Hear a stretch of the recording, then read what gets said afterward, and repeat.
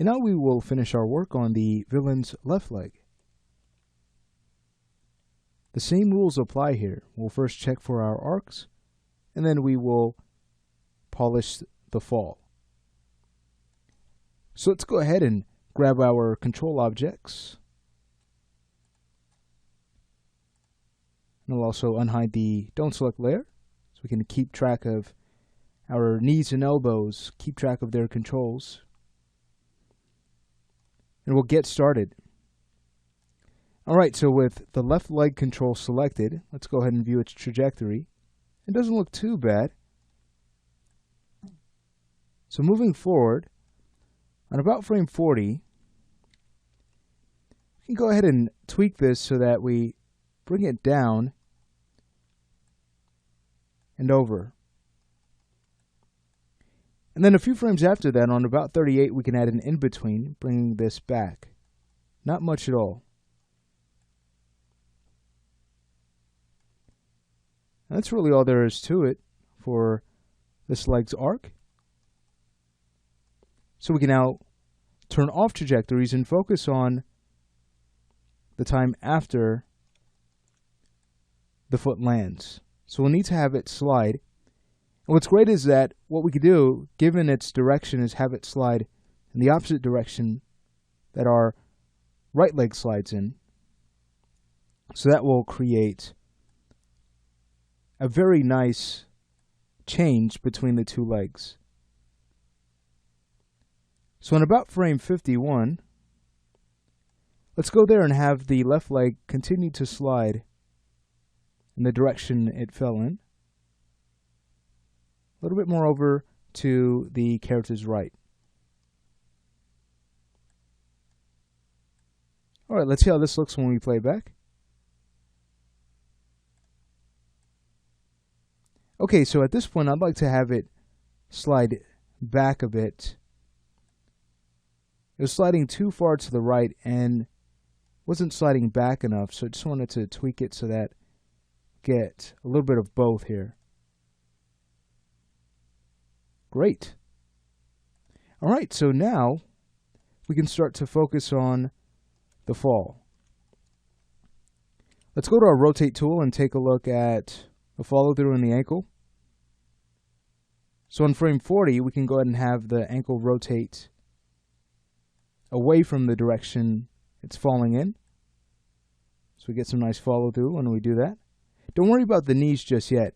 Remember, we're going to spend some time on the knees so that they show weight. So just focusing on the trajectory of this leg. Alright, so now as it hits the floor, we can go ahead and start to work on our bounce. Let's have the heel hit first.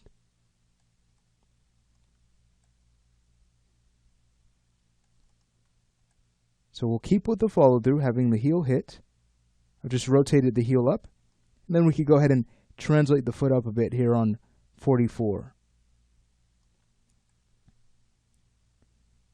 Alright, a few frames after, on 46, we can now have the toe hit. So let's go ahead and rotate that down. Not much. And then we'll translate the foot up.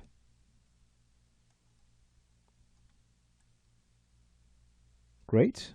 Just about finished. A few frames after on 48.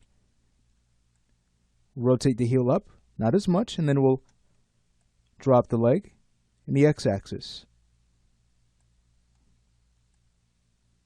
And now let's have the foot come to rest on 50 by rotating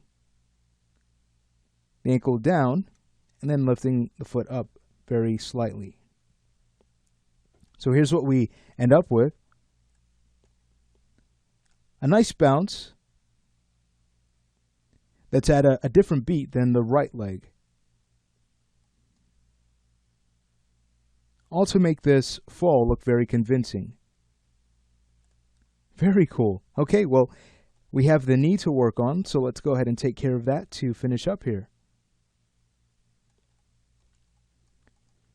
Alright, so as she starts to now move over to the side here, we're going to have the knee drag. And what I'll do first is focus on this last key. You can see how the knee is back when I'd like to have it over to the right.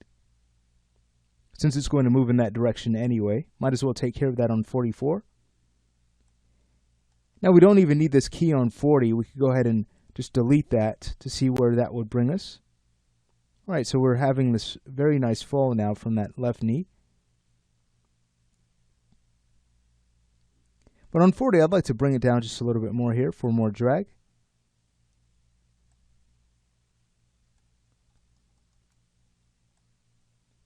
And then on about 43, this is where we can have it hit the floor, just before the ankle falls. So just drag this down. And then we'll have it bounce. So on 45, let's go ahead and bring it up. And then 47, we have it drop. All right, let's take a look. So we'll play through. Great. Very cool. So in no time at all, we have finalized the left leg. I'm really liking the weight here. It's very exciting. Let's scrub through slowly to look for any other areas we might want to tweak. You can see that the ankle appears to look a bit broken on 37, but you have a choice here because it might look nice. It might add to the follow-through as it falls by adding this type of extreme. But if you didn't quite want that, I'd go to frame 36 and just rotate it out a bit just to loosen it up some. And you can see that looks much better now as it falls. So if you were going for something more stylized, you might want to push that ankle a bit further as it was before, though it again appeared to be slightly broken. With the speed of the animation, it might look like a very nice, exaggerated action as it plays through. But even still, by correcting that ankle, we get a very nice looking leg animation. All right, well, that's going to be it for the left leg. We're making great progress. So in the next lesson, let's go ahead and focus on the left arm, and then we'll finish up with the sword arm and move right to our heroine afterwards.